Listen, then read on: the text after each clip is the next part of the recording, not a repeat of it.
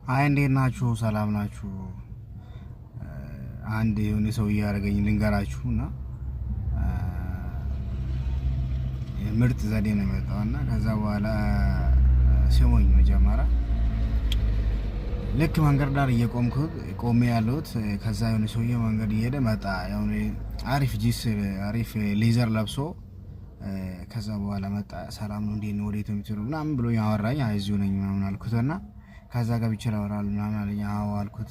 ሳያው ጥሩ ሰው ነው ያምራል ምናምን አለባበሱ ምናምን አሪፍ ነው። ከዛ በኋላ ገባ አወራኝ። እንዴት ነው ስራ እንዴት ነው ምናምን ብሎኝ ጠየቀኝ። አሪፍ ነው ምንም አይልም እግዚአብሔር ይመስገን ምናምን ብዬ ከዛ በኋላ እኔ እንደዚህ የሚሰራ ሰው ወዳለሁ ምናምን ብሎኝ ማለት ነው ሳከሰኝ። ከዛ በኋላ እሺ አልኩት። ከዛ በኋላ እኔ እንደዚህ ስራ አለኝ 10 መኪና አለኝ፣ ብዙ ቤት አለኝ፣ ሰራተኛ አለኝ፣ በቃ ብዙ የሚያስተዳድር ኃላፊነት ነበረኝ ምናምን አለኝ። ከዛ እሺ ብዬ አሁን ጆሮዬ ወደ እሱ አልኩትና እሺ አልኩትና እኔ በልቤ አንድ መኪና እሱ ጋር እንዳለኝ አንድ ቤት እንዳለኝ ምናምን እያሰብኩ ነበረ ማለት ነው።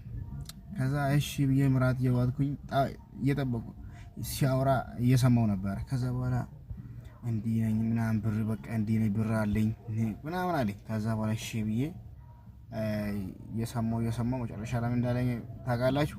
ከዛ በኋላ በእናትህ አስቸግሮኛል 500 ብር ስጠኝ አላለኝም ወይ አልኩት። እስቲ መኪናስ ቤትስ ብርስ እያልኩ ማለት ነው። እኔ መኪናዬ ነው መኪና እሱ ጋር ያለው መኪና። ከዛ በኋላ ኧረ በእናትህ በህልሜ ነው አላለኝም።